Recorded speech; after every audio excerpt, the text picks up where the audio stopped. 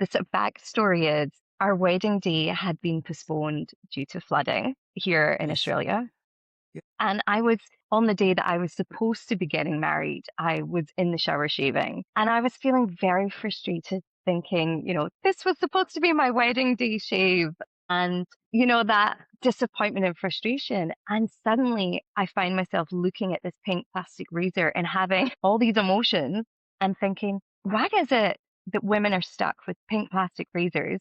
There's all these options out there for men, but certainly in Australia, there was nothing specific for women. And within that, I sort of felt the frustration over not only the options or lack of that we have, but also the sustainability element around shaving.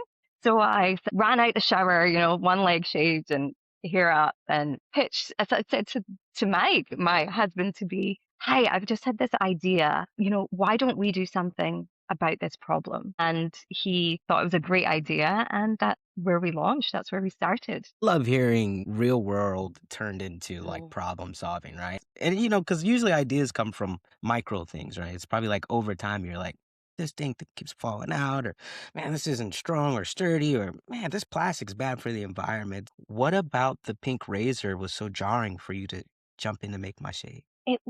I think it was the feeling of frustration that this is all that we had, like, especially from a woman's perspective, Sure. and whilst using it, all I could think of is this is going to end up in landfill. I only get one or two Yep. uses out of it. And True. I was thinking about all these options that were there for men. Men had all these shave clubs and, their part in the supermarket was so much bigger. Yeah, And I was it's just true. really like, this is terrible. Like, why is no one else doing something about that? And that's That's right. where the thought came. It was like, stop waiting on someone else to solve your problem. Why don't you do something about it? And that was where I guess I had the ability to turn frustration into a solution for women like myself who probably never thought about it before, but suddenly it wasn't good enough.